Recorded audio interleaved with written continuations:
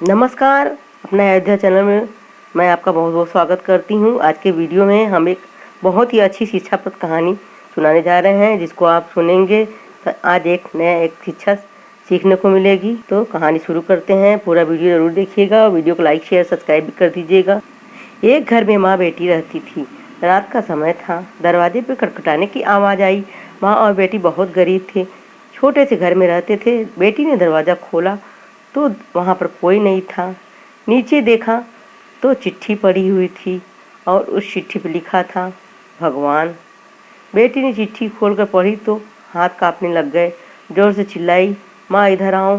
चिट्ठी में लिखा था, बेटी मैं तुम्हारे घर आऊँगा तुमसे तुम्हारी माँ से मिलने। और नाम के नीचे की जगह लिखा था, भगवान।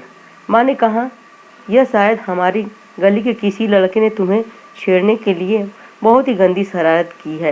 लेकिन बेटी को माँ की बात पर यकीन नहीं हो रहा था। बेटी बोली, माँ पता नहीं क्यों मुझे ये सच लग रहा है। माँ को मनाकर बेटी माँ दोनों तैयारी में लग गए। घर भले ही छोटा सा था लेकिन दिल बहुत अमीर। घर पर एक चटाई थी मेहमानों के लिए, वह भी आराम से निकाल कर बिछा दी। और रसोई घर में जाकर देखा तो खाने का एक दाना नहीं था।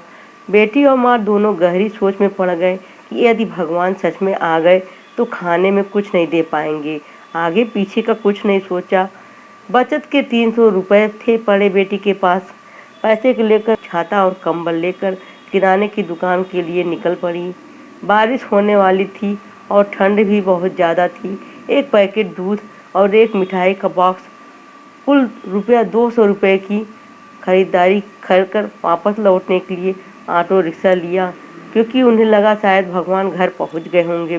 घर से थोड़ी दूर पहुंची तो देखा कि जोर से बारिश शुरू हो गई और सड़क के किनारे देखा कि एक पति पत्नी खड़े थे। ऑटो पास से गुजरा तो लड़की ने देखा कि उनके हाथ में छोटा बच्चा रो रहा था। स्थिति कुछ ठीक नहीं लग रही थी। ऑटो घर के दरवाजे पर पहुंचा। माँ ऑटो से उतरी ही थी कि बेटी से रहा नहीं गया। बोली, ऑटो वाले भैया ज़रा ऑटो को उनके पास ले लो। पास जाकर देखा तो बच्चे को तेज बुखार था और उनके पास खाने के लिए कुछ भी नहीं था। एक तरफ भगवान घर पे आने वाले थे और दूसरी तरफ यह समस्या। बेटी ने सोचा, भगवान को मना लूँगी, लेकिन यदि इन्हें ऐसे ही हाल में छोड़ दिया तो भगवान बिल्कुल भी माफ़ नहीं करेंगे। बेटी ने जो जो खरीदा था सब उनके हाथ में थमा दिया और बचे हुए 50 रुपये भी उन्हें दे दिया और बोली, अभी मेरे पास इतने ही हैं, इसलिए रख लीजिए। बारिश हो रही थी तो छाता भी दे दिया और बच्चे को ठंड ना लगे इसलिए कंबल भी दे दिया। और वहाँ से फटाफट घर पहुँची यह सोचकर कि शायद भगवान आ गए होंगे और बहुत देर हो गई है। लेकिन दरवाजे पे माँ खड़ी थी। बोली, आने में इतनी देर क्यों लगा दी बेटी? और यह देख, एक और चिट्ठी आई है, पता नहीं किसकी। बेटी ने पढ़ना शुरू किया। उसमें लिखा था, बेटी आज तुमसे मिलकर बहुत मन खुश हो गया। तुम बहुत दयालु हो, तुम बहुत सुंदर दयालु हो। मिठाई बहुत अच्छी थी, तुम्हारे दिए हुए कंबल से बहुत ही आराम मिला।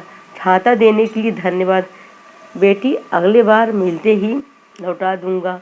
बेटी के तो होश उड़ गए। निशब्द होकर पीछे मुड़कर सड़क के किनारे देखा तो वहाँ कोई नहीं था। चिट्ठी में आगे लिखा था, इधर उधर मत ढूंढो मुझे, मैं तो कड़कड़ में हूँ जहाँ पवित्र हो सोच मैं हर उस मन में हूँ। यदि दिखे तो कोई ज़रूरतमंद तो मुझसे हर जन्म में हूँ। बेटी जोर से रो पड़ी और माँ को सब बताया। दोनों भावुक हो गए, पूरी रात सो नहीं पाए।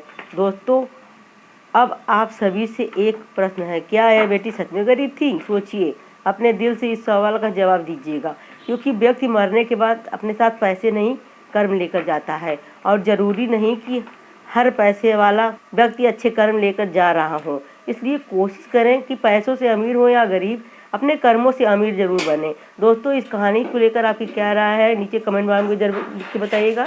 अगर वीडियो अच्छा लगा हो चैनल को सब्सक्राइब जरूर कीजिएगा। नमस्कार।